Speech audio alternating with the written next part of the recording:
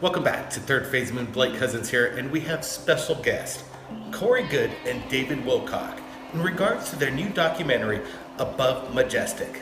Facebook and other social media services doesn't want the information to get out. Well, we definitely expected this movie to be controversial. All the topics in it about secret societies, the reptilians, QAnon, satanic ritual abuse, and the secret space program, it's going to catch some flack.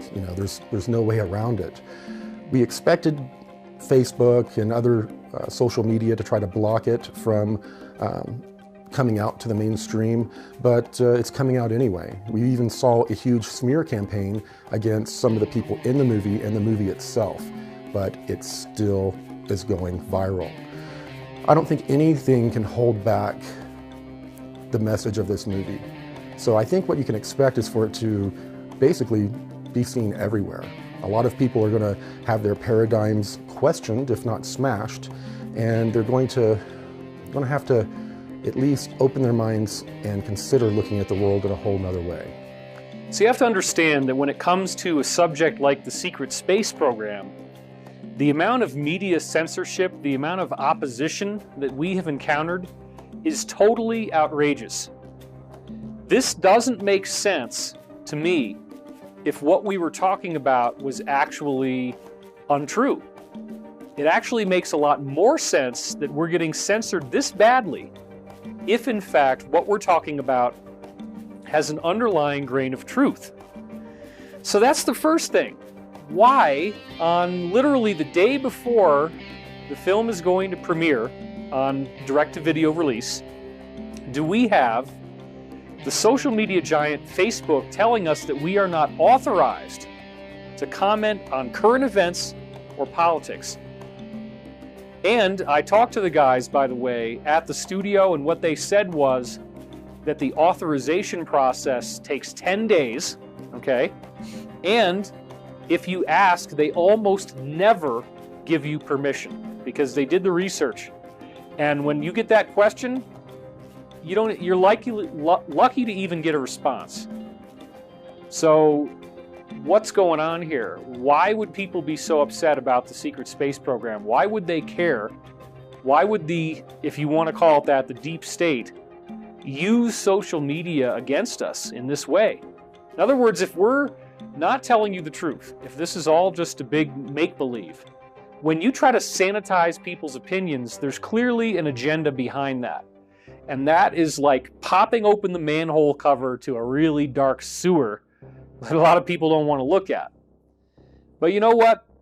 If we don't go deep within and try to find the reasons for why these very bizarre things are happening in our society, then we are doomed to repeat the same mistakes that we've been making all throughout recorded time. And I don't think that that's where we need to be as a society at this point. I think we need to transcend the idea of my way or the highway, might makes right, take it or leave it. This kind of stuff, the internet is supposed to be free. It's supposed to be something where everybody can talk. And that's another question that I've asked to people who are skeptical about the things that we talk about, like the secret space program. I asked them this question.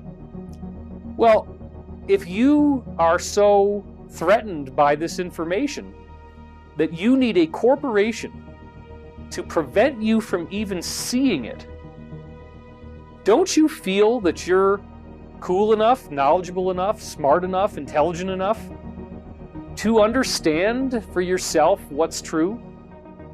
Don't you feel that you have the pizzazz in your life to be able to decide whether you want to believe something? Do you really need a company like Facebook to tell you the truth? The DC flyover was an event that occurred over successive weekends in July of 1952 in Washington, D.C. And what had happened was that there was a mass sighting right over the Capitol building in Washington, D.C. There was many lights in the sky. Now, many people believe that this was a UFO or an extraterrestrial incident, but in fact it was not. It was German saucers, German craft that were flying over the Capitol building and essentially forcing the hand of the Americans to accept many of these Nazi scientists into their control structures. When many of these Nazi scientists came into America after World War II in Operation Paperclip, they infiltrated into basically every power structure in the United States, government, media, medical systems, basically everything. After World War II, James Forrestal went to Germany to tour many of the research facilities that the Germans had over in Europe, and John F. Kennedy actually accompanied him on those tours. Some believe that Kennedy was actually given information by Forrestal about secret space programs and the UFO phenomena. And near the end of James Forrestal's career, he was also embroiled in many policy struggles within the United States government. He wanted to disclose the UFO phenomenon and the technologies associated with it. It was said that he committed suicide by jumping out of a high-rise hospital that he was staying in at the time of his death. But of course, many people are also believing that he was actually pushed out of the window and in fact assassinated to prevent him from working to disclose these technologies and UFO projects. Recently, over the past few months, Donald Trump has been talking about the U.S. Space Force. Both of you guys have been talking about it for a long time. Why do you think the president's mentioning it now? Well, I've talked over a year about the alliance. And the alliance is made up of a loosely knit group of people fighting the cabal. The alliance had sort of made a deal that they were going to go for a partial disclosure, which is they're going to let us know about certain technologies, certain parts of our history, but in little pieces and protracted out over 20 to 50 years. Well, those of us in this full disclosure project, we want full disclosure, and we want full disclosure now, and that's what we're working for. So a part of this slow release of information is going to be, we have had some secret technology for a while, but guess what? We can just fly out to the, maybe to the moon and back, maybe to Mars on extended excursions, but we're pretty much still around the Earth right now. But we do have some anti-gravitic technologies, and we're now letting you know about it. Well, I've been talking about that being a part of this partial disclosure, and the Space Force, I think, is a way for them to aggregate all of these secret programs, secret space programs on the military-industrial complex level, to aggregate them and, I guess, do a debut under the Space Force moniker.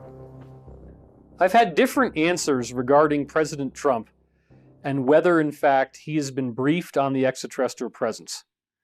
One of the things that I think I can get away with saying, and there's always a risk here, is that Pete Peterson told me that during the time of the 2016 election, remember, Gaia was advertising our show Cosmic Disclosure on the front page of Drudge Report, which was Grand Central for all of the news related to the election. So there we are on the front page, being seen by millions and millions of people. And during that time, Pete had some episodes on the show. Somehow, according to Pete, Trump actually did phone him and asked him, is the stuff that you're saying in the show with David Wilcock actually true? And Pete said yes, and Trump said, thank you, that's all I need to know. It was a very short conversation. So, does Trump know what's really going on? And from what I've heard, again from Pete Peterson in this case, you don't get your full cosmic security clearance. Even as the President of the United States, they don't give you that clearance until you've been president for 2.5 years. And he hasn't quite been president that long yet. Because remember, the election was at the end of 2016, so you have the year 2017, 2018. So based on that statistic, Trump wouldn't be getting information about the cosmic level of clearance until mid-2019. However, we do believe that thanks to this group called the Alliance, which is, again, an international group comprising a majority of the different countries of the world, their governments, their militaries, and a surprising number of the military and intelligence community here in the U.S. They are all working now for a common goal, which is to stop this insanity that is going on with the globalist elite who are literally trying to depopulate the planet. They want to reduce how many people are here by billions. They even put that initiative out there in the so-called Georgia Guidestones, where it says that they want to bring the planet's numbers down to 500 million people. Now, I've heard from certain insiders that they've now bumped the number up to potentially as high as 2 billion, but that still means 5 billion people gone. And this is insanity. Remember, they do have very elaborate underground facilities that can hold millions of people. They have incredible underground drilling technology. They have the ability to build incredible cities in a relatively short time. And that is where a lot of our money is going. Our money is not just disappearing, it's going underground and it's going off planet. And this is no different than what we see in the history of Rome, in which Rome was expanding so much that now all of their money is offshore because they're busy trying to build empires outside the homeland, and the homeland ends up crumbling. Except in this case, the homeland is the Earth's surface. What we're not seeing is these gorgeous, glistening, beautiful underground cities. All of these various shuttle systems that they call the sub-shuttle that allows you to be transported at very high speeds from one city to another. We don't see all the spacecraft that they've been designing. We don't see the elaborate build-outs they have on the moon, which are usually on the dark side so that we don't see the lights when the moon is obscured by the Earth's shadow. We don't see any of the stuff that they've got on Mars. We don't see the stuff that they have on various other moons and asteroids in our solar system. This is real. This is not science fiction. We are being lied to on an unbelievable level. And Trump definitely is aware of at least a good part of what is going on. And that is why I believe on September 19th that QAnon, which does definitely appear to be coming from the Trump administration, anybody who studies it for very long, you're going to figure that out pretty fast. QAnon said that programs exist outside the public domain regarding secret space programs. The problem, of course, is the president is not on a need-to-know basis. So we are dealing with a corporate structure that has completely broken away from the elected, legitimate governmental bodies of the earth. They don't answer to anybody, they're not accountable to anybody, and they have a technological advantage that makes it very difficult to approach them on their own terms. But this is another interesting area, which is the idea that the secret space program itself, despite being what Richard Dolan would call a breakaway civilization, actually does have its own alliance where they are doing their part to try to bring all of their technology to us. Understand that the whistleblowers I've spoken to, the insiders, have said that the technology in the secret space program is so vast that it would literally solve all of the problems we have on Earth. Clean up radiation, desalinate water and bring it to the point where it's drinkable, greening the deserts, solving all of our problems with trash, solving all of our problems with hunger, with poverty, starvation, homelessness, you name it. There is nothing that we can't do with the technology that already exists. This technology also includes portal travel, the ability for us to go to the stars. It's truly phenomenal stuff, and it shouldn't be kept hidden from us.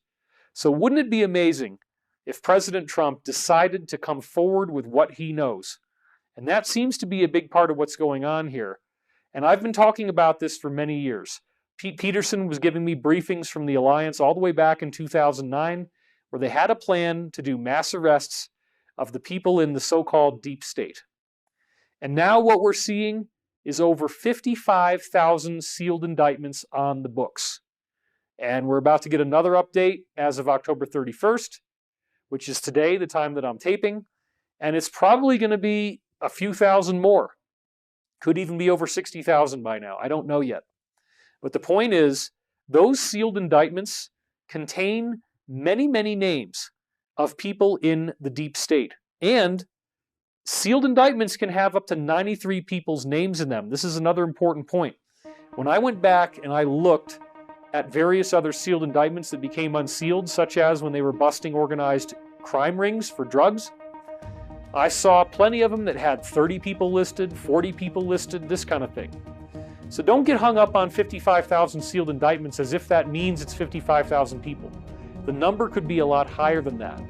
And so we really don't know how this is going to happen, when this is going to happen, what form it's going to take, but it is going to be really incredible.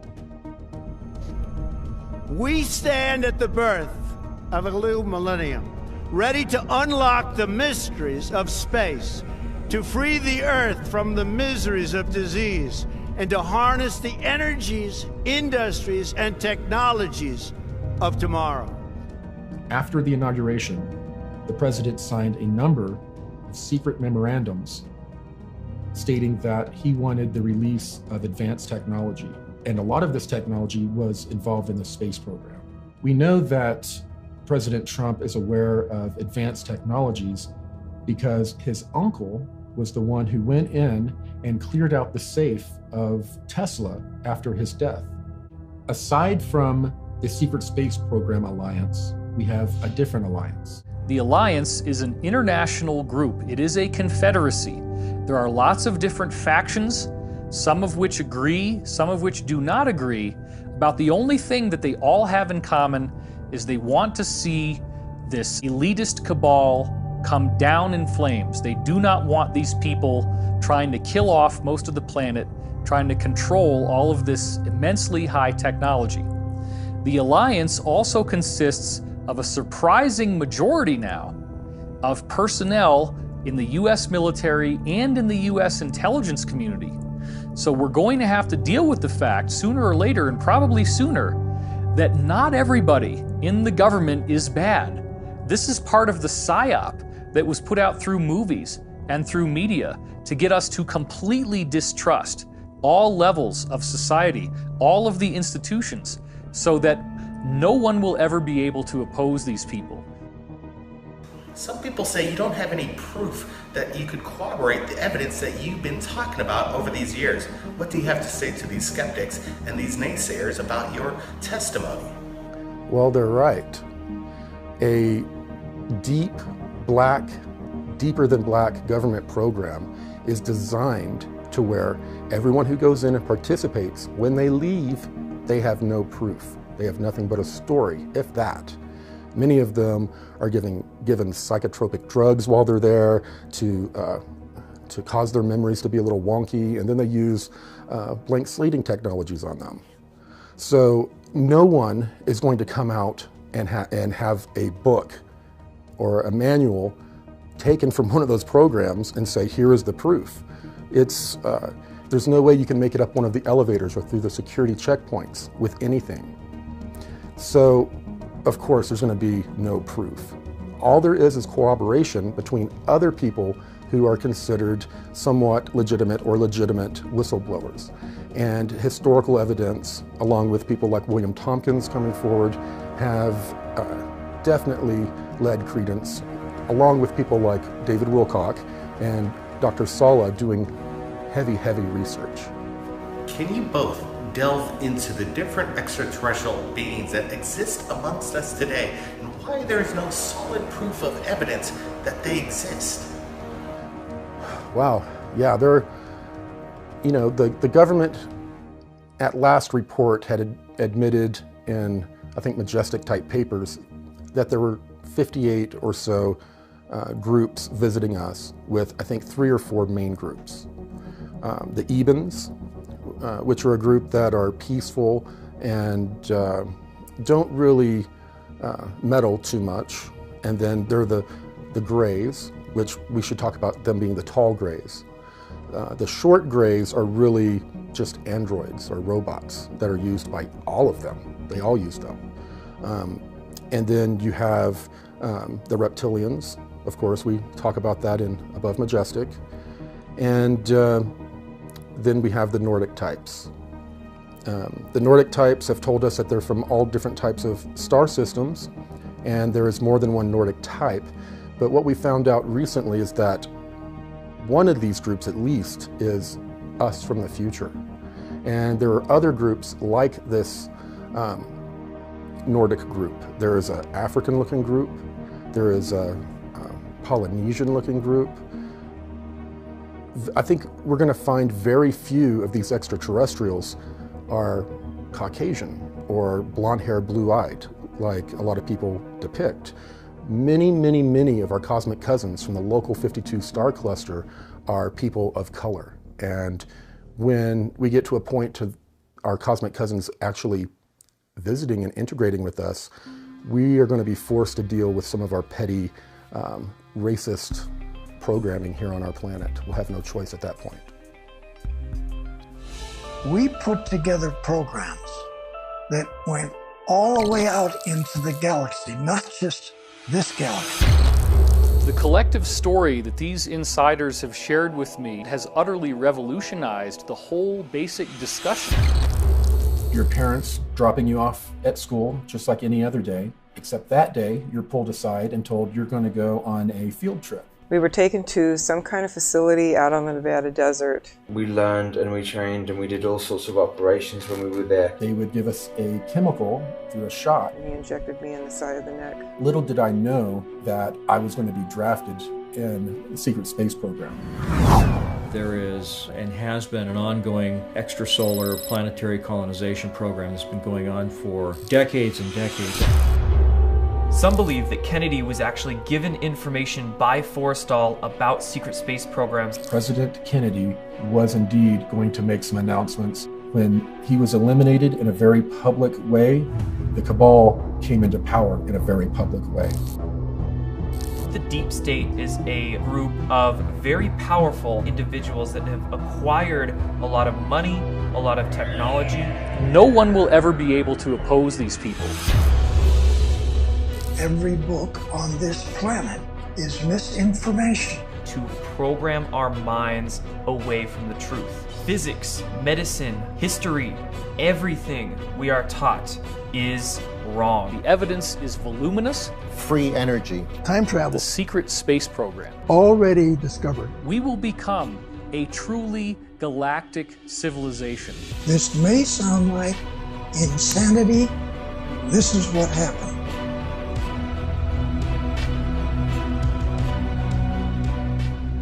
This film is the red pill that wakes you up to what's really going on in the world.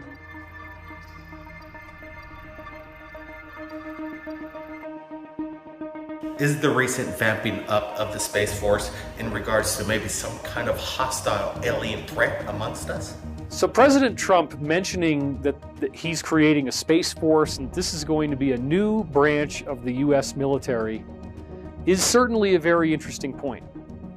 And in fact, my fellow commentator Benjamin Fulford recently just told me that he was listening to radio in Japan and they were recruiting soldiers for a Space Force and said that it would be similar to serving on a ship. This is happening now. So we have some really interesting stuff going on here. What does Trump mean by a Space Force? What are we really hearing here? Where is this all going? I have received briefings about what this is supposed to be and where it's taking us. And it is very interesting. It does appear that we as a planet may need to fight some kind of a battle. Because from what I've been hearing from various insiders, there is a very serious battle going on in space right now. We did apparently have a group of extraterrestrial beings that are highly evil, that have been written throughout our histories and our mythologies going all the way back to the ancient Hindu scriptures, where they have Rakshasas, also called snakes, humanoid beings that look reptilian that are very evil. So this is nothing new. These beings show up in people's fears, the archetype of Satan and demons, these beings that have vertical slit pupils, that have scaly skin. There actually is something to that. There's some deep part of our subconscious or our greater higher self that apparently knows these beings exist. All the different ETs that we see are human-looking in various forms, but this particular type is indeed derived from reptilian life, but it's reptilian life that evolved into a human-like form. They tend to be a lot taller than we are, sometimes twice the height or more of a conventional human being. They could weigh up to 3,000 pounds, be 14 feet tall, have a 5-foot wide span of their shoulders. These are very nasty beings, and they came to the earth apparently going back to ancient history. They've been tampering with many different cultures throughout time, and they even made a deal with Nazi Germany in the late 1930s before it truly became Nazi Germany and did what it was doing for World War II. All of this stuff is not fiction. I've had too many different insiders who proved their bona fides to me. They showed me the legal documentation of their military service. They speak very articulately. Many of them are not on the record. They all have talked about these reptilian humanoids. And this is one of the things that Above Majestic does so well, is to expose what these beings are, where they came from. We have rare footage from William Tompkins that nobody's ever seen before except for maybe a few people, in which he's talking about this and the fact that he was there in World War II taking briefings from 29 different American spies embedded in Germany's secret space program. And one of the things that they were seeing as they were working in these secret facilities is these tall, reptilian-looking humanoids that were obviously extraterrestrials, telling everybody what to do, running the show, being in charge.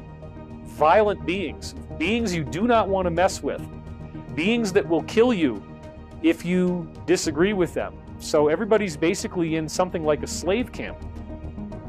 Well, what I've heard from Pete Peterson is that in the not too distant past, there was a war in which we, as in Earth humanity, are now throwing off this Draco reptilian control.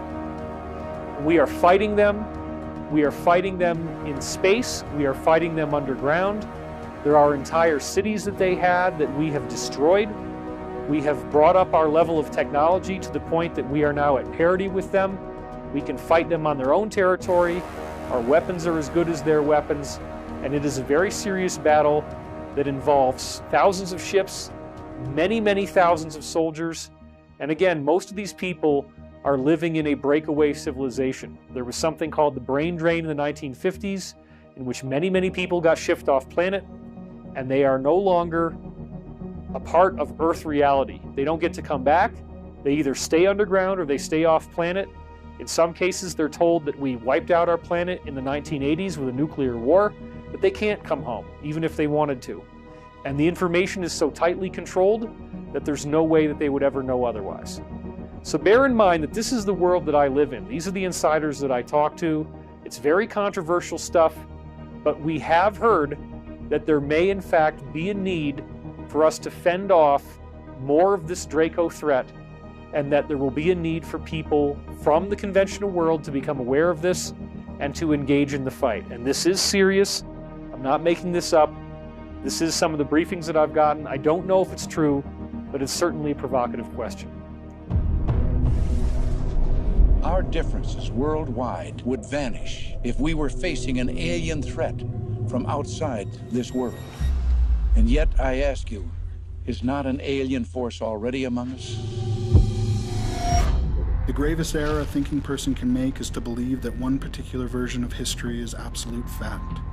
History is recorded by a series of observers, none of whom are impartial. RF-4 jets spotted and took photographs of a huge carving in the desert over 1,000 feet across.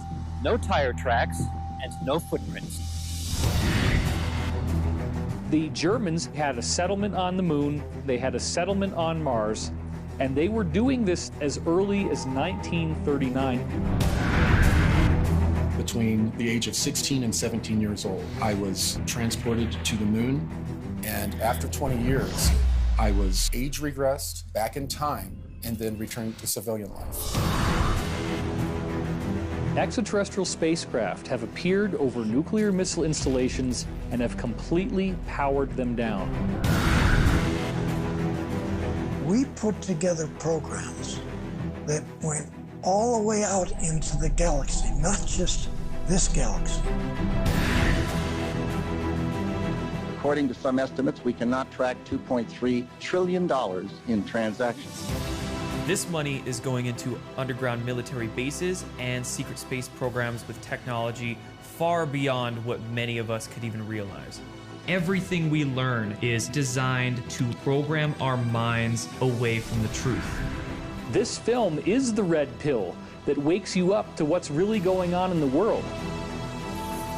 And at some point, this is all going to break open.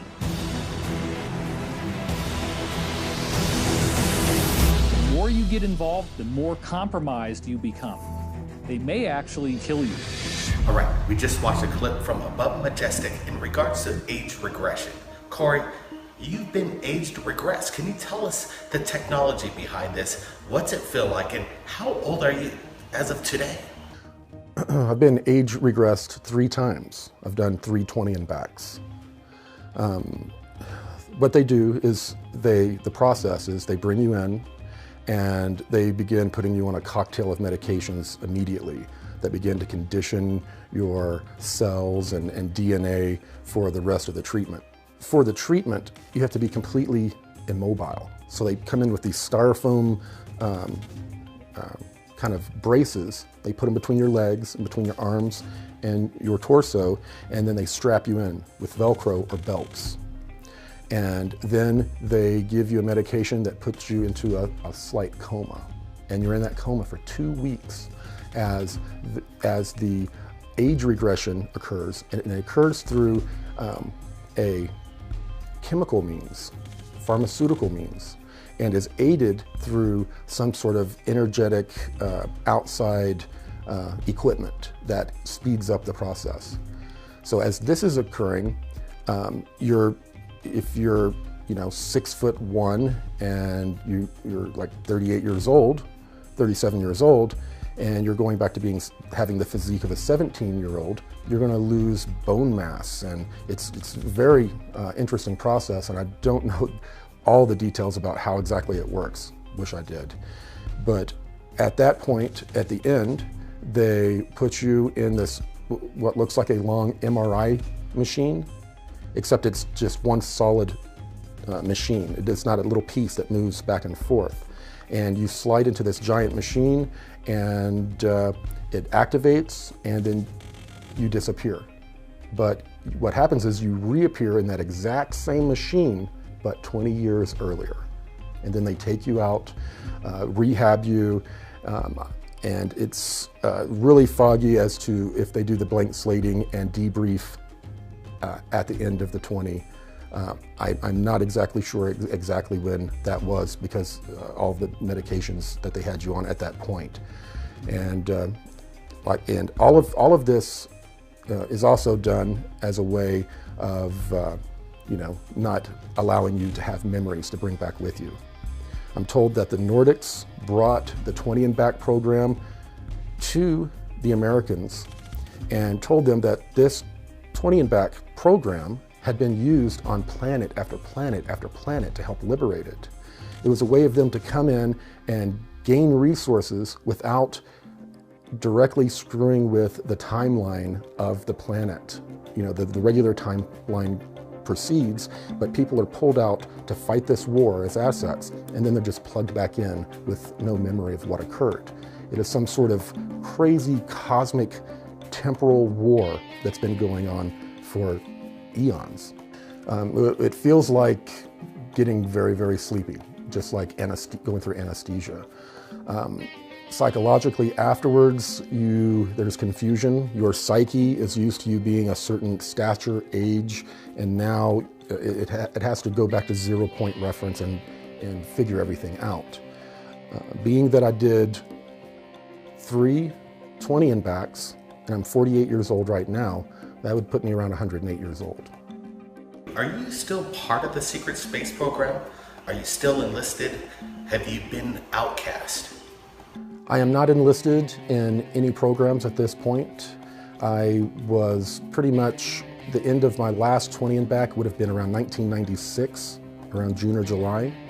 At that point, I really didn't have any access to the secret space program. here and there I would get picked up out of the blue and asked to locate portals with other intuitive empaths, but I was not a whole lot of use to them because I had, after 3 20 backs, they had utilized the serum on me too many times, and it had burned out some of my neurology and caused, you know, some issues that allowed me to no longer be an optimal intuitive empath to be able to interface with the other 2 to triangulate portals. But I was not involved with the secret space program until around 2014, between 96 and 2014.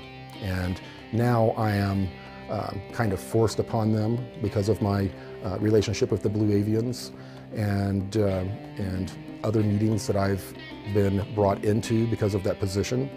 So I've sort of was forced on them, and they've sort of dealt with me instead of welcomed me in with open arms.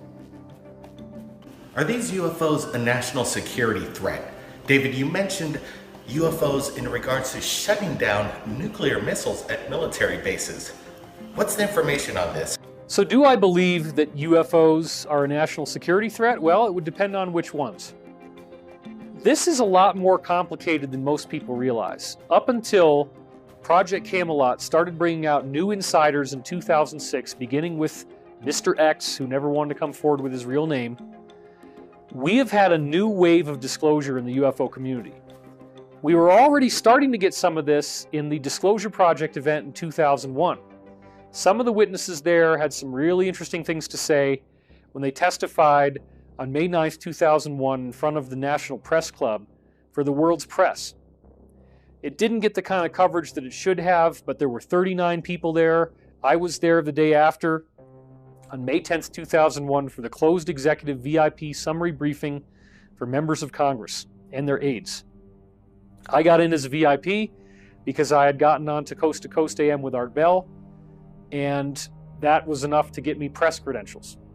I'm very, very glad that I got to go, and I did get to meet almost all of those 39 people at that event. That was my introduction to meeting insiders.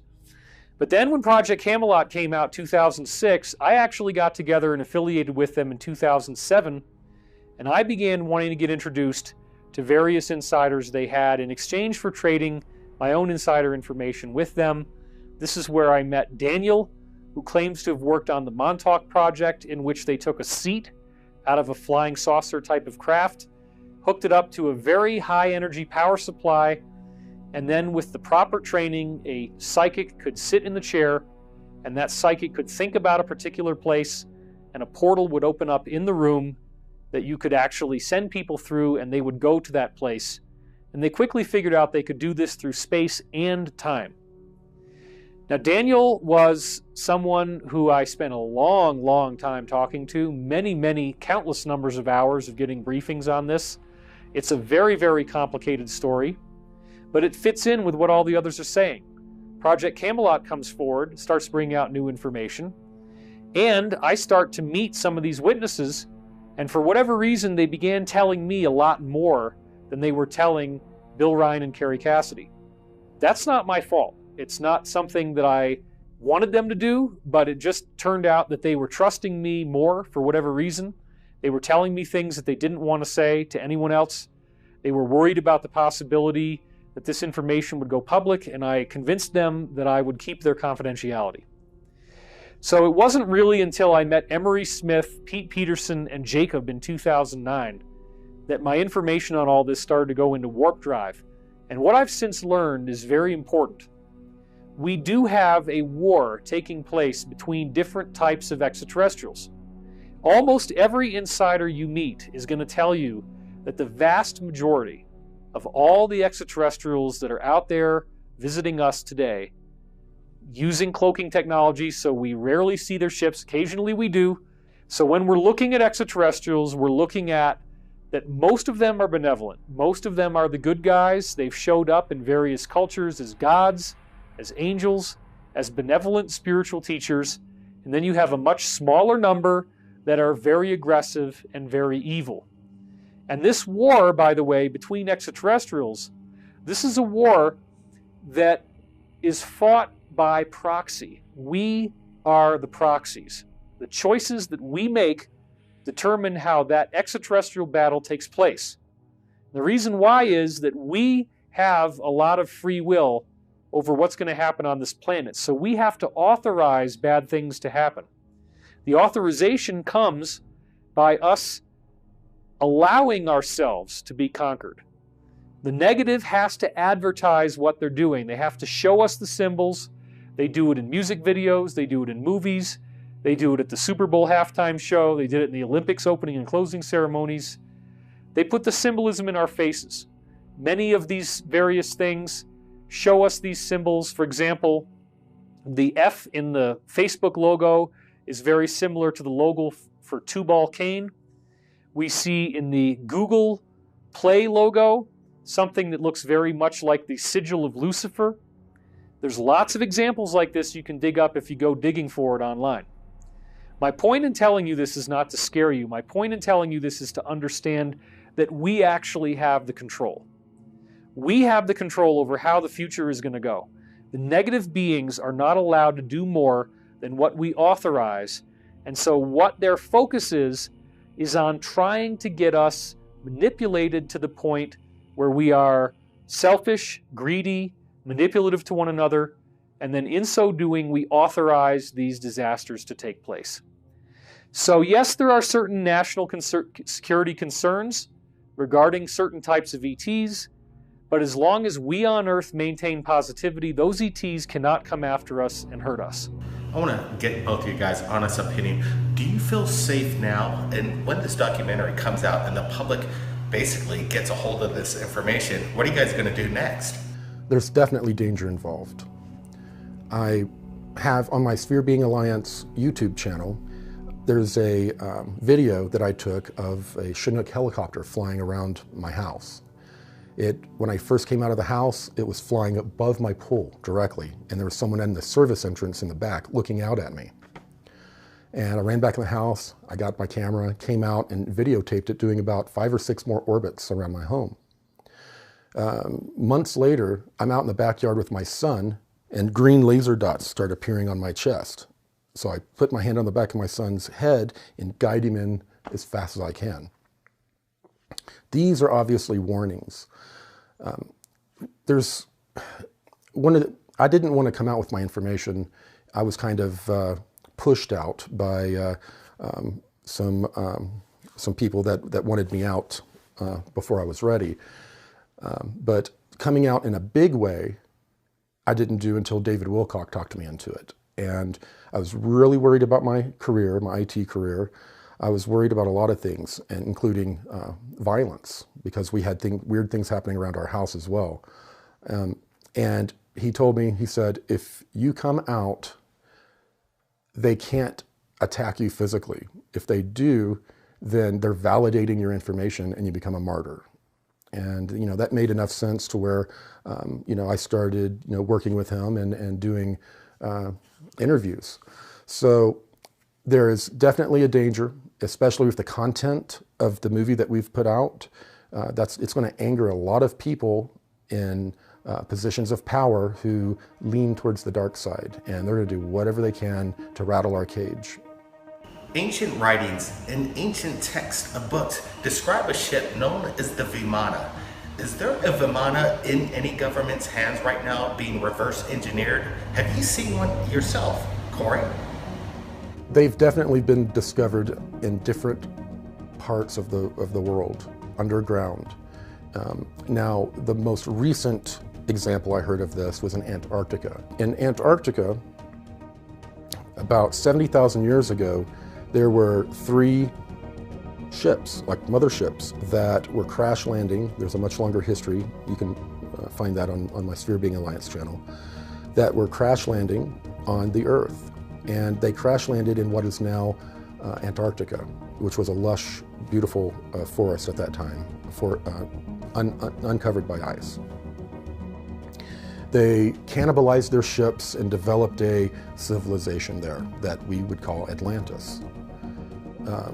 About 11,000 years ago, give or take, there was a catastrophe, and the Earth spun on its axis, and the ocean went over Antarctica and flash froze and completely covered that civilization. They cannibalized the technology that they had brought with them from off-world, and what our scientists, when we discovered this, our scientists went down and our military went down and started excavating with steam, hoses, dropping big bags of water down and shooting them with microwaves and causing it to explode to open up areas. And they discovered in these motherships there were Vimana. And these were some of the most ornate ones that they'd ever seen that looked like they were for royalty. So they got their hands on that fairly recently, probably in the last 20, 30 years. I believe that not only were some of the technologies that we've developed in the secret space programs were they developed from reverse engineered extraterrestrial craft or temporal craft from the future, but we also had the Nazi secret space program that was going out to the east looking for all of these manuscripts that supposedly had blueprints for building Vimana, and then bringing those back to Germany and building what was the beginning of their secret space program, along with people channeling like Maria Orsic and their own scientists being at least 20 years ahead of the Americans technology-wise and engineering-wise. So we've definitely had access to Vimana for some time. Do you guys believe the official story that if they did reveal extraterrestrial existence to the planet that we would go nuts and the world would fall apart? My opinion is I'm ready for it. You guys are ready for it. Do you think the people are ready for it? To answer that question, I do think we're ready for disclosure. We've had generations of disclosure already happening. We've already heard from great insiders who've given us great information. Dr. Stephen Greer's Disclosure Project in 2001 was truly a monumental event. I was very fortunate to be able to be there myself to meet most of those 39 insiders.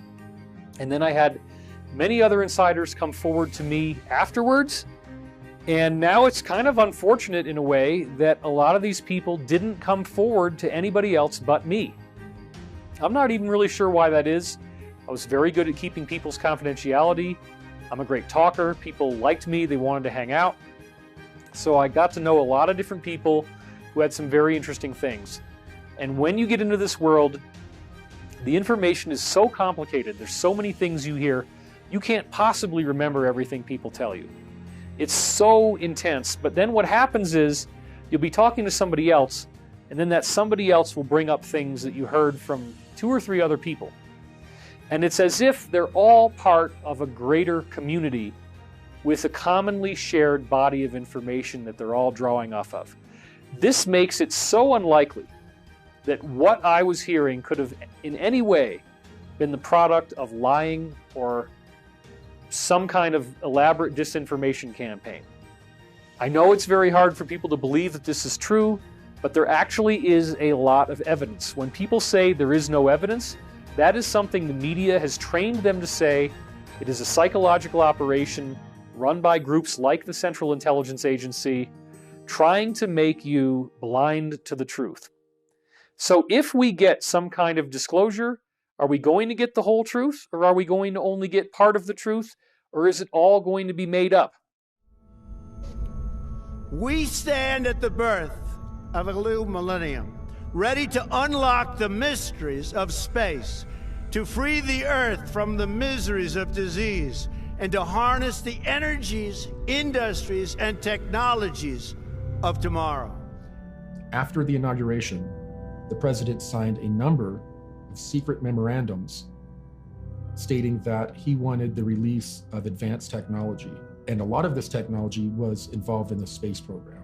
We know that President Trump is aware of advanced technologies because his uncle was the one who went in and cleared out the safe of Tesla after his death. Aside from the Secret Space Program Alliance, we have a different alliance. The alliance is an international group. It is a confederacy. There are lots of different factions, some of which agree, some of which do not agree About the only thing that they all have in common is they want to see this elitist cabal come down in flames. They do not want these people trying to kill off most of the planet, trying to control all of this immensely high technology.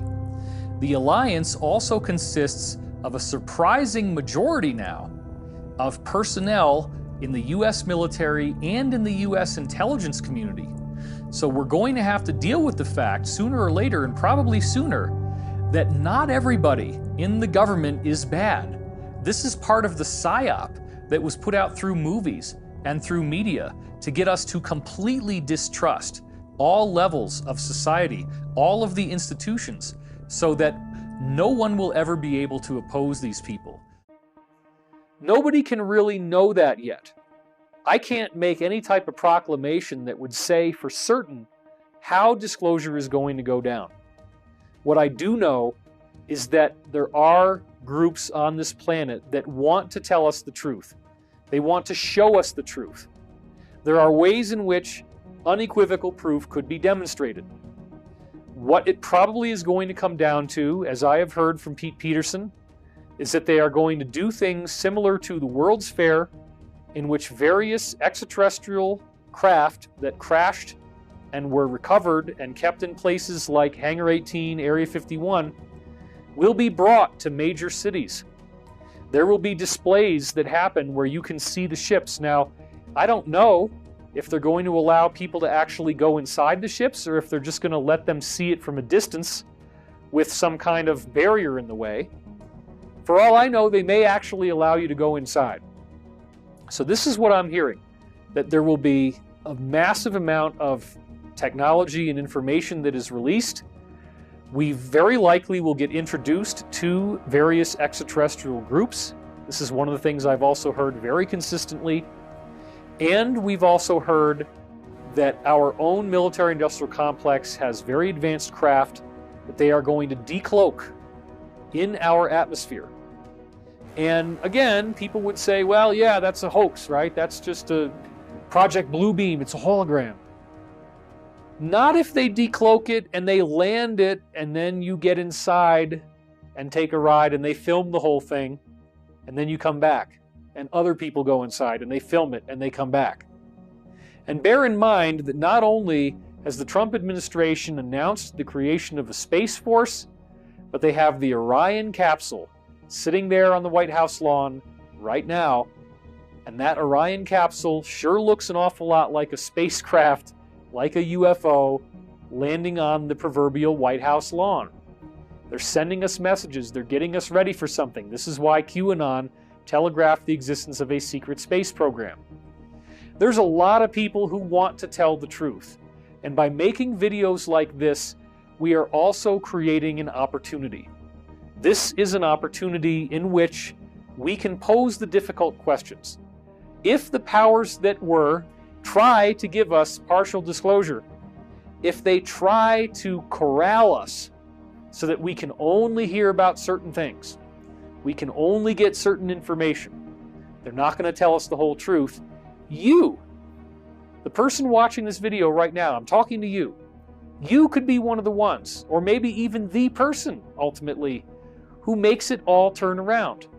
We have the power to address our elected leaders. We can write them, we can do petitions, we can do peaceful protests, we can make our voices heard as an electorate.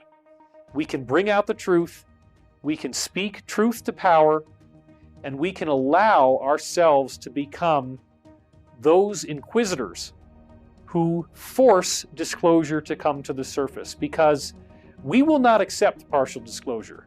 We will not accept only hearing little bits of the truth.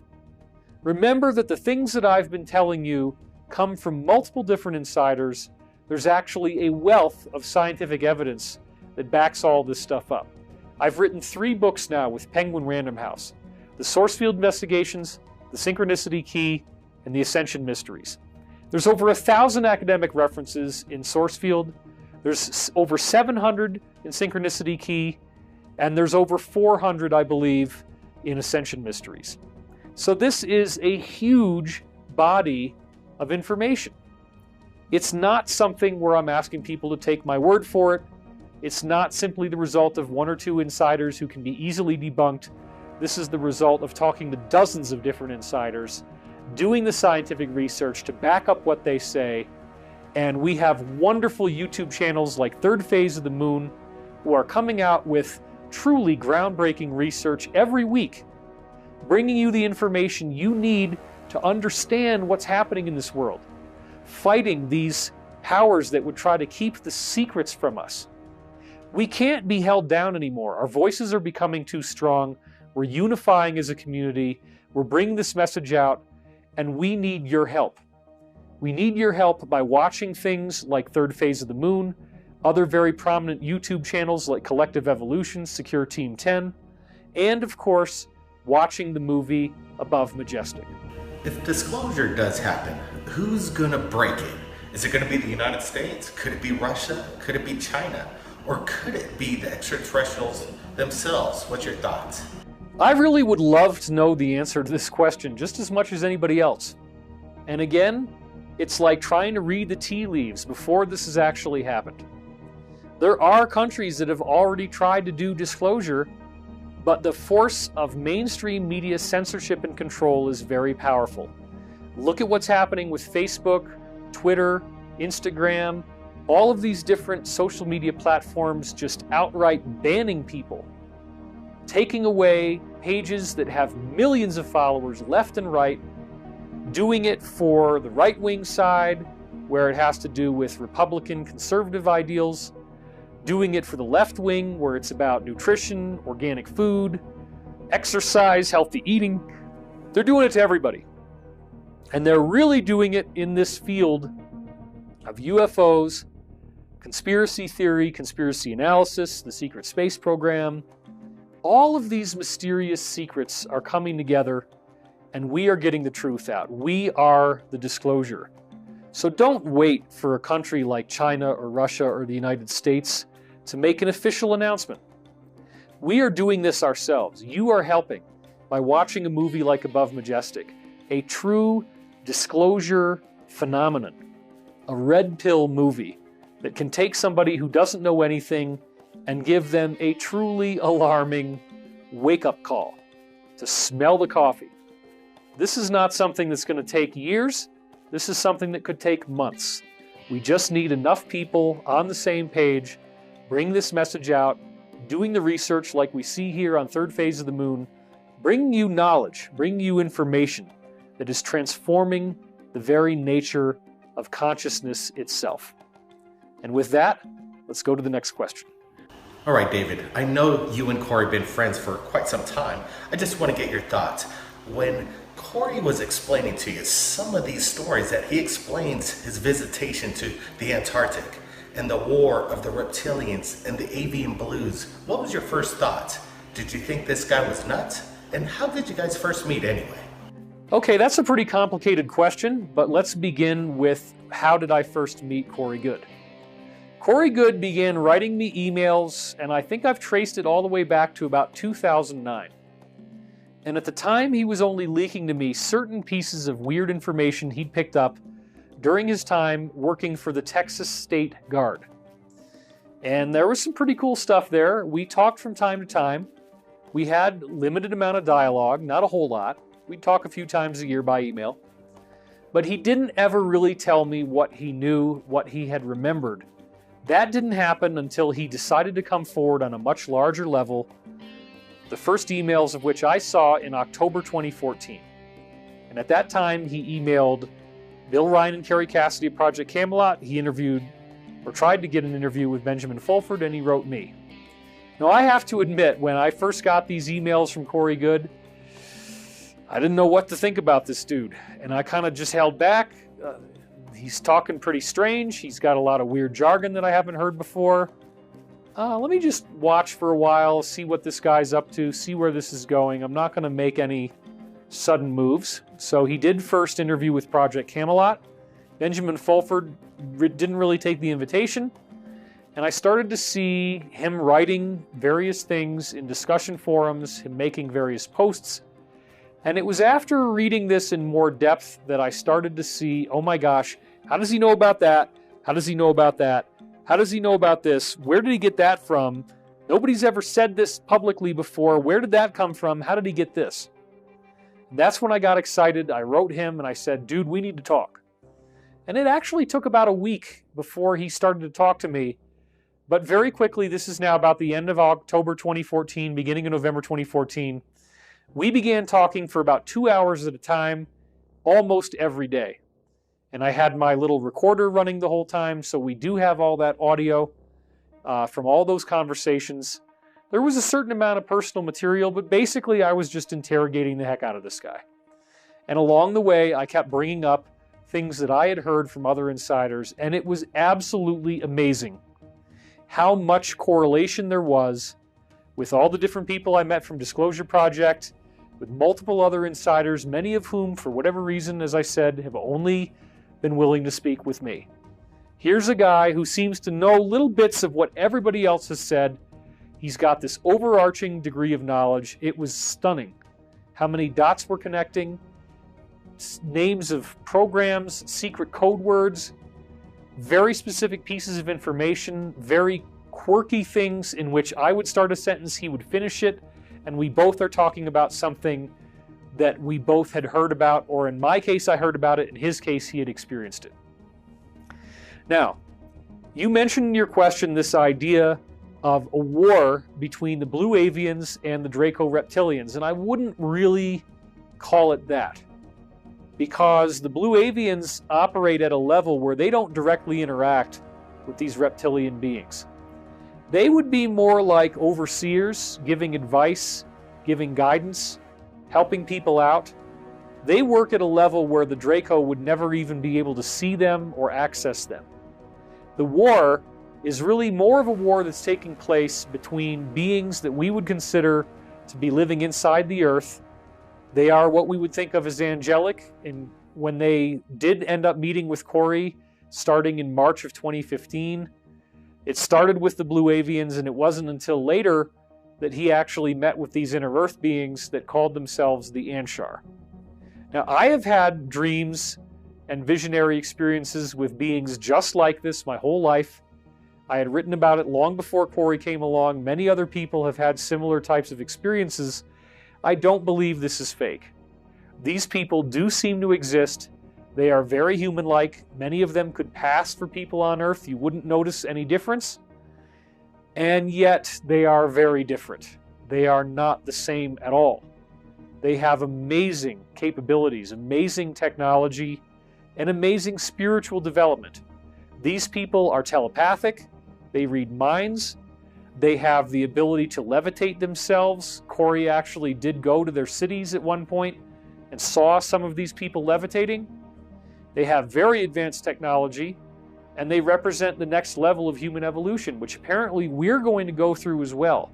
We're going to become like these beings, where we can move things with our mind, where we can hear each other's thoughts, where we have access to the different lifetimes that we've led throughout time and space. We can see beyond one incarnation. We have the ability to look beyond the veil of living and dying, to understand this life and the afterlife, see how the two work together, and be able to help facilitate people as they transition from one realm to the other in what we would typically call physical death. It's not really death. You do live forever. Your soul will always exist. And in that sense, nothing's really dangerous, and you will always go on with your identity, with your consciousness. You're never going to be lost. You're never going to fade into some blackness. We don't need to be afraid of death. So what's happening is that these inner earth beings, the Anshar, the fourth dimensional angelic types, are fighting against these demonic, negative, evil reptilians. They are nasty.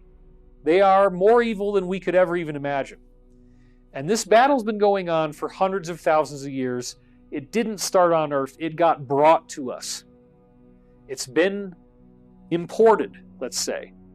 And so, as I said earlier in the interview, this is a proxy war. It doesn't just happen here between these beings. It happens between us. The beings are fighting each other based on the choices that we make. The more that we act in a loving, positive, compassionate way, the more that those inner earth beings can fight on our behalf and can win. They have the ability to totally defeat the reptilians.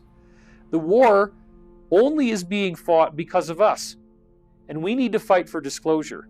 Bringing the truth out to the public, getting this information out, will be what defeats this archetypal devil that lives in hell below the surface of the ground in these underground bases, some of which, if you went there, are very nasty, and in fact, the reptilians like things hotter than we do. So these, in some cases, are very hot cities with a high temperature.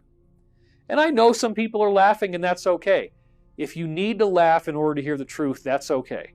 But what is going to happen is there will be a point at which you're not going to be laughing, in which this is all going to become very serious, disclosed on an official level, no longer subject to this type of laughter, and this war has been going on for a long time. We are involved in the center of it. We are caught in the middle of it. The choices that each of us make on our own free will basis determine the outcome of the collective. Corey Goode is not a god. Corey Goode is not a savior. I've never looked at him that way. I've seen plenty of flaws in him that probably most people never would, and he has seen plenty of flaws in me. I'm a real guy too. I put my pants on one leg at a time. I make dumb mistakes. I use rude language sometimes. I've done it on stage plenty of times. I'm not perfect. I don't claim to be. I'm just a researcher who's had some very interesting pieces of the puzzle put in front of me, and I've taken those pieces and I've run with them, and I've done the homework, and I've done whatever it is, 625 episodes of television now, a lot of stuff. So the other part of the question is regarding Corey Goode's visit to the Antarctic. And that's another really, really complicated subject. Antarctica is a lot more interesting than we have given it credit for. If you look at the Piri-Reis map, where you see the coastline of South America, and then it's joined by a land bridge to what appears to be Antarctica, that's very interesting. And what's even more interesting is the Orontes-Phineas map, which very clearly shows Antarctica. Except it shows Antarctica with a lot less ice. And in International Geophysical Year 1954, we did the first sonar surveys of the land beneath the surface of Antarctica. You'll notice in the Orontes-Phineas map, there's a little chunk over here, and then there's a bigger piece of Antarctica. That's exactly what's really down there that we now know from using sonar, which we didn't know till 1954, and yet this is an ancient map copied over from scrolls that are hidden away in the Vatican Library after they stole them from the Library of Alexandria, pretended to burn the whole thing down, but actually brought all the best stuff to the Vatican. So Antarctica was not always covered by ice. The Earth did shift on its physical axis, apparently because of a nuclear war from extraterrestrial civilizations that had colonized the Earth. And there were two different major types that were here. There was the people with the elongated skulls, which we still find those skeletons all over the planet.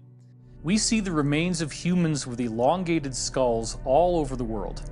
When you look at Egypt, there are countless depictions of the pharaohs having these weirdly elongated skulls. This includes Akhenaten, Nefertiti, and their daughter Meritaten. In the case of Meritaten, there are multiple granite busts that you can see that were carved of her, in which she clearly has no hair and has this freakishly elongated skull. And remember, this is a culture that was apparently building pyramids at the time that these sculptures were made. Then you go across to the other side of the Atlantic Ocean, and once again you have a pyramid building culture in Mesoamerica with people depicted in their inscriptions who have elongated skulls. And unlike the case of Egypt, with Mesoamerica we now have the added benefit that there are multiple elongated skulls that have been dug up and were not censored, but are actually on display in museums in places like Bolivia. And most recently, even in Europe, we have found tombs of the nobility, the wealthy people who preserve their bloodlines, such as in France. And they also have this bizarre elongated skull feature.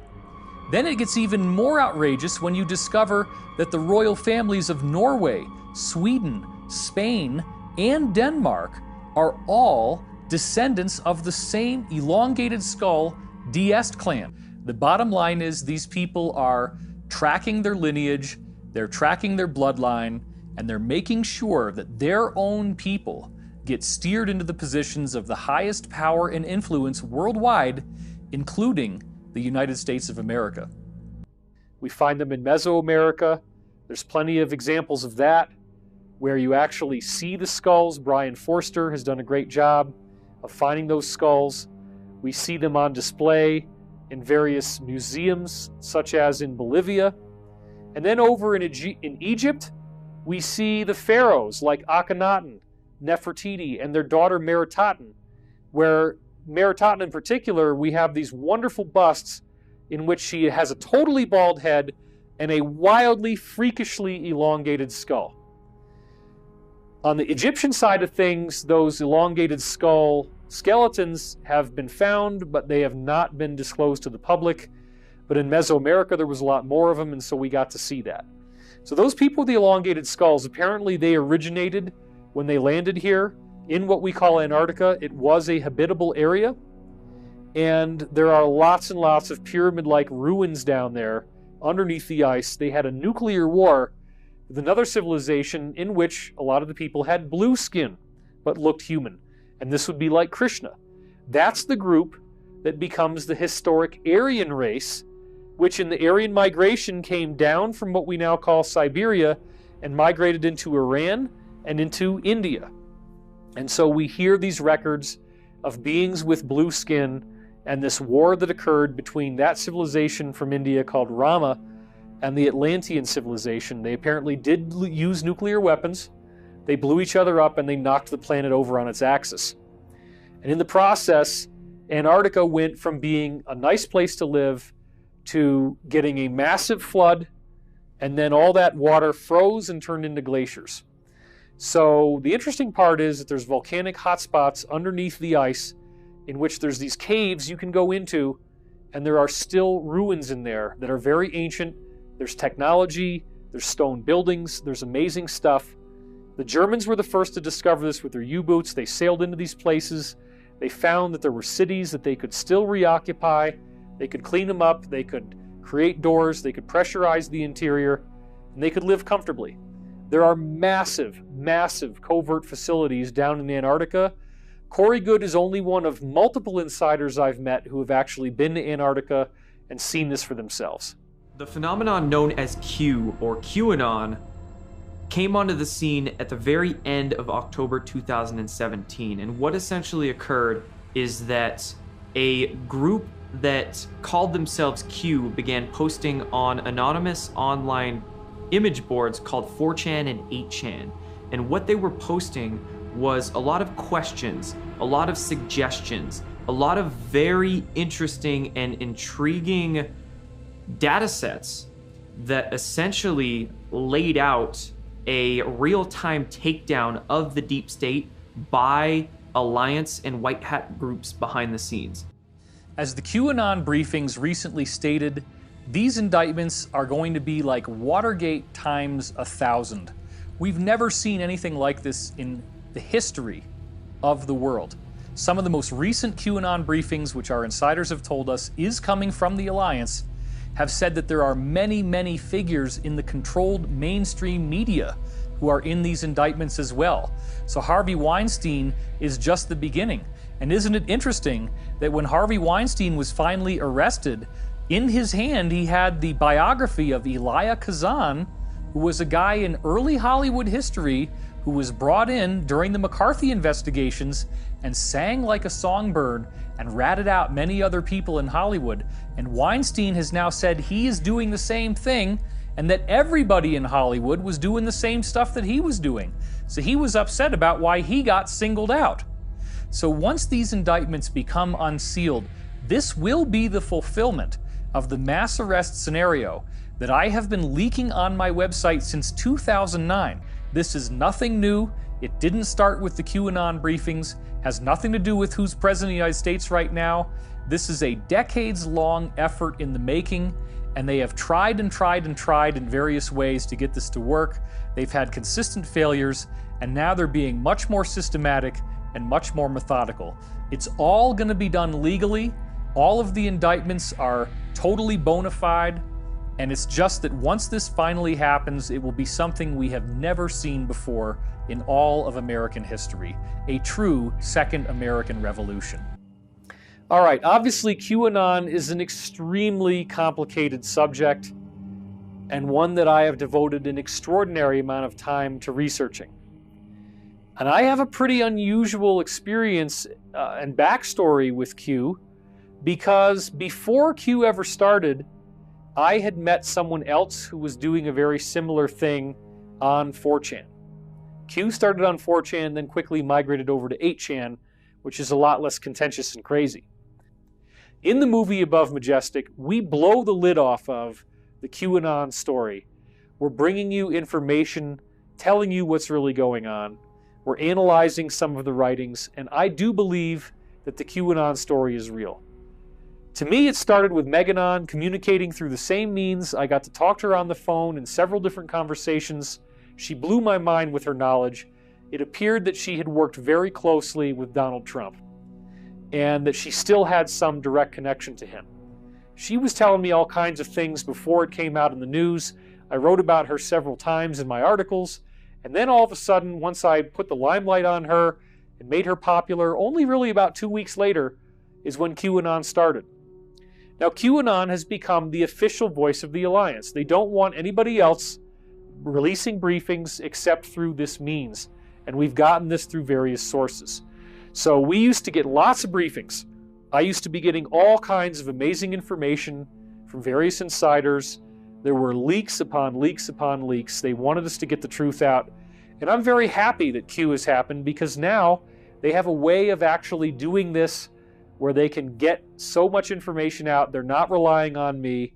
I've apparently made the Alliance mad many times because they've wanted certain pieces of information to get out on a time-sensitive basis. They tried to pass it through me. I have lots of stuff going on in my life, lots of problems, lots of idiosyncrasies. I wasn't able to always do what they wanted. And frankly, some of the stuff is too political, too partisan, stuff that I don't want to take sides about. So now they've got the Q thing, and that's wonderful, because there's so much more information than they could have ever brought through any one person like me. Millions of people have analyzed it, millions of people are looking at it, and the grain of truth to me is very consistent. They have gone dead quiet since October 9th, when they gave us this cryptic message about how everybody's complaining about how long it takes, and now we've had people doing the research suggesting that there's going to be a break that takes place, and after the break, they're going to come back, and they're going to have really amazing new information that's going to lead to these mass arrests taking place. So the month of November of 2018 is going to be interesting. It may take longer, we really don't know. They have to get the FBI and the Department of Justice cleaned up. They have to get as many of the deep state operatives out of the way as possible so that justice can move forward in an appropriate way. That's what I think is coming next. We're almost up to 700,000 subscribers right here at Third Phase Moon. I want to give you guys both a chance to say one last thing to our subscribers, something that's important. Well, first of all, congratulations. 700,000 subscribers is an amazing, amazing number. And you should be proud of yourself for getting that many people paying attention. Let's hope that your channel is not disturbed or messed with, and that you continue to get this truth out. There's not very many people making these kinds of waves in the UFO community. Your voice is important. Lots of people are paying attention to you. By doing this interview with me, I hope that you'll get a lot more subscribers as well. So you asked me if there's something that we could take away from all this, something that your subscribers could use as a result of seeing the movie Above Majestic and watching this movie that we made together here for YouTube. So let me just say this. Above Majestic is a very brave, very daring movie. We are speaking truth to power unlike anything you've seen before, stringing together the beings with the elongated skulls, the history of the cabal going all the way back to its extraterrestrial roots. We talk about QAnon, we talk about the secret space program. It is jam-packed with information. It's controversial stuff. It's upsetting stuff. It's going to scare some people. It's kind of like, what's the best horror movie? Tell the truth. Tell people what's really going on in the world, and that will scare the bejesus out of them. Because this is a very overwhelming body of data to take in. So the movie is not necessarily going to leave you feeling warm and fuzzy, but maybe with this interview I can help to dispel some of that and try to bring in more of the positivity. We will be okay. Learning the truth about what's going on is our freedom.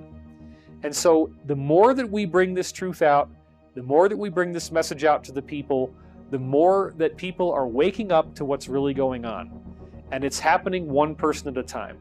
Disclosure is an individual process. Yes, there may be events in the future where this all happens on a collective level, but in the meantime, we have multiple opportunities to see this manifesting on the individual level. And that is very important. We work together as a collective to bring out the truth, and we will get the disclosure that we want. This film, Above Majestic, helps us get there. This YouTube channel, Third Phase of the Moon, is a very helpful part of disclosure. You're doing the hard work. You're doing the research. You're following up on leads. You're showing people that there is real truth to this investigation. This is not something that people made up. We have to turn over a lot of rocks. We don't always know what we're going to find. Not all these research leads pan out. Sometimes we go down a certain road and then some information comes up and we find out, well, we thought that was some kind of a pyramid and turns out that it's just a glacier. Or we thought this was some kind of UFO and it's not. It's a camera defect or whatever. Those things do happen. But the overall investigation is stronger than any one piece being knocked out. There's so many different layers to the investigation. There's so many insiders and whistleblowers who have come forward. It's so intricate. When you look at it from a macro view, when you see how the pieces fit together, even if some of them might not be quite right, the overall view is overwhelmingly compelling. We know something is going on. We know we are being lied to. We know that there are interstellar capable craft that our military-industrial congressional complex has already built. We know that we have already colonized our solar system. This is not superstition. This is not fake news.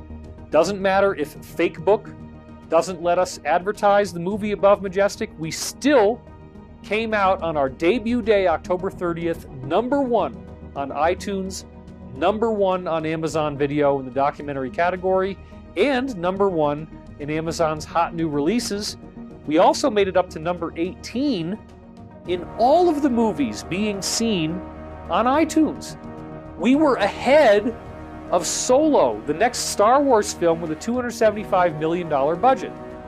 And Above Majestic, based on what we were talking about with the Orchard Entertainment, that the whole budget for the film was probably less than $50,000. So this is amazing. It still looks good, it's got production value, but yet somehow we became the mouse that roared. We went up against corporate films costing hundreds of millions of dollars, and we beat them. And we were able to get this message out. People are ready for the truth. They're hearing what we have to say. No level of government, social media suppression is going to hold us down. The truth is breaking out. So please support channels like Third Phase of the Moon, and please go and see Above Majestic. I want to thank you guys for having me on your channel, and I hope that you watching this will have had fun and learned something you might not have already felt.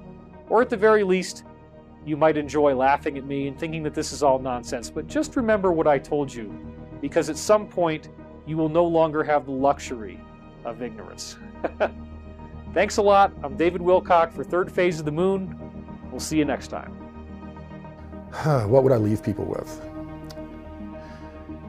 There's a lot of scary information in Above Majestic, but there's also empowering information. The empowering information is that all legitimate ET contacts, we've been asked two things. Bring about, increase our consciousness, become more spiritual, and demand the release of suppressed technologies. Well, through movies and media, we're trying to bring disclosure to people, but we're also trying to mobilize people to events like 11/11. Here on the 11th of November in Washington, D.C., in front of, I believe, the Lincoln Memorial. We're going to have a mass meditation and do a peaceful protest demanding the release of suppressed technologies, not the release of information about aliens. Everybody's programmed with the giggle factor to, just blow you off the minute you mention aliens. Everyone can connect with health technologies, free energy, desalination technologies, technologies that can clean our oceans. Everyone can connect with that and get behind that, no matter what affirmative or no matter what public action groups they're a part of.